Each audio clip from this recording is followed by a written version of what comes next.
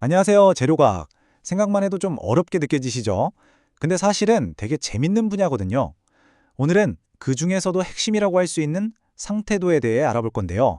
이걸 마치 새로운 물질을 만들어내는 아주 특별한 요리 레시피라고 생각하시면 이해하기 쉬울 거예요.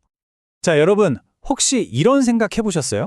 우리가 매일 쓰는 스마트폰이나 하늘을 나는 제트 엔진, 저 멀리 우주로 가는 우주선에 들어가는 그 엄청난 첨단 소재들 있잖아요.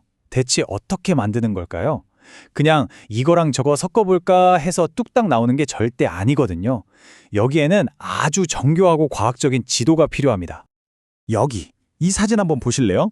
왼쪽에는 그냥 평범한 원재료들이 있는데 오른쪽을 보니까 완전히 다른 고성능 부품으로 변신했죠. 이게 꼭 요리사가 레시피 보고 멋진 요리를 만들어내는 거랑 똑같아요.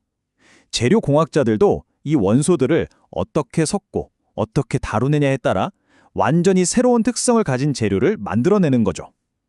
그리고 바로 그 비밀 레시피, 그게 바로 오늘 우리가 이야기할 상태도입니다. 자, 그럼 이 특별한 레시피를 제대로 읽으려면 몇 가지 기본적인 용어부터 알아야겠죠?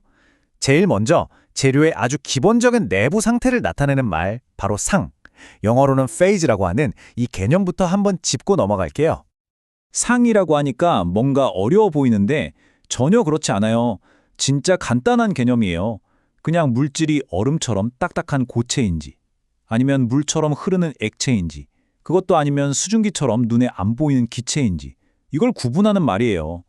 중요한 건 각각의 상마다 그 안에 있는 원자들의 배열이나 특징이 완전히 다르다는 거죠. 예를 들어 볼까요? 고체 상태에서는요, 원자들이 마치 군인들처럼 딱 정해진 자리에 격자 모형으로 질서정연하게 꽉 붙들려 있어요. 움직일 수가 없는 거죠. 그런데 액체 상태가 되면 어떨까요? 이 원자들이 훨씬 자유로워져서 막 돌아다니면서 서로 자리를 바꿀 수가 있게 돼요. 바로 이 눈에 보이지 않는 원자 수준의 구조 차이, 이게 바로 물질의 단단함이나 녹는 점 같은 전체적인 성질을 결정하는 핵심인 겁니다. 정말 중요하죠? 자, 이제 이 상이라는 개념이 좀 감이 오시죠? 그럼 이걸 우리한테 세상에서 제일 친숙한 물질, 바로 물에 한번 적용해 볼까요? 가장 쉬운 예시부터 차근차근 시작해 보는 게 좋겠죠? 앞에서 제가 상태도를 지도라고 말씀드렸잖아요. 진짜 말 그대로 지도예요. 온도랑 압력, 이 두 가지만 알면 마치 지도의 가로축, 세로축 좌표를 찍는 것처럼 딱 그 지점에서 물이 얼음 상태일지, 액체 상태일지, 아니면 수증기 상태일지를 한눈에 딱 알려주는 아주 유용한 지도인 셈이죠. 바로 이겁니다. 이게 바로 물의 상태도, 그러니까 물의 지도인 거죠. 한번 보세요. 가로축은 온도를 나타내고 세로축은 압력을 나타내요. 그래서 이 지도 위에서 아무 점이나 하나 딱 찍으면 그 온도와 압력에서는 물이 고체인 얼음으로 존재할지, 액체인 물로 있을지, 아니면 기체인 수증기가 될지가 정해져 있는 거예요. 그리고 각 영역을 나누는 이 선들 보이시죠? 이게 바로 상태가 바뀌는 경계선, 즉 녹거나 끓는 지점들을 표시한 거랍니다. 진짜 잘 만든 지도 같지 않으세요? 그리고 이 지도에서 진짜 재밌는 지점이 하나 있는데요. 바로 삼종점이라는 곳이에요. 이 점이 뭐냐면요. 정말 특별한 딱 한 지점의 온도와 압력인데 놀라지 마세요. 여기서는 얼음, 물, 수증기 이 세 가지 상태가 모두 동시에 아주 안정적으로 같이 존재할 수 있답니다. 와, 정말 신기하지 않나요? 자, 지금까지는 물이라는 아주 간단하고 친숙한 예시를 봤는데요. 이제부터는 진짜 중요한 거, 실제 산업 현장에서 훨씬 더 복잡하고 중요하게 쓰이는 금속 합금의 세계로 한번 넘어가 보겠습니다. 합금의 상태도는요, 우리가 방금 본 물의 상태도랑은 지도의 축이 조금 달라요. 물에서는 압력이 중요했잖아요. 그런데 합금에서는 압력보다는 조성이 훨씬 더 중요해요. 조성이 뭐냐면 쉽게 말해 어떤 금속을 몇 퍼센트 비율로 섞었냐 하는 거죠. 그래서 합금 상태도 지도는 보통 가로축이 조성, 세로축이 온도로 그려집니다. 자, 이 새로운 지도를 제대로 읽으려면 꼭 알아야 할 개념이 하나 있어요. 바로 용해도 한계라는 건데요. 이것도 쉬운 예를 들어볼게요. 컵에 담긴 물에 설탕을 계속 넣으면 어떻게 되죠?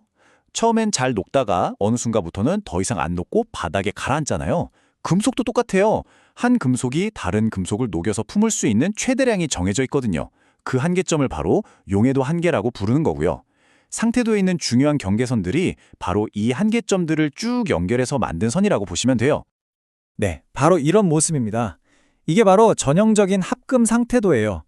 예를 들어서 구리랑 니켈을 섞는다고 한번 상상해 보세요. 이 지도는 온도를 바꾸거나 구리와 니켈의 혼합 비율을 바꿀 때마다 이 합금의 내부 구조, 즉 상이 어떻게 변하는지를 아주 정확하게 보여주는 거죠. 그래서 진짜 중요한 건 바로 이 선들, 이 경계선들이에요. 재료공학자들이 하는 일이 뭐냐면요. 바로 이 합금을 뜨겁게 달궜다가 식혔다가 하면서 일부러 이 경계선들을 넘나들게 만드는 거예요. 왜냐하면 선을 하나 넘을 때마다 재료 내부의 미세한 구조가 확 바뀌거든요.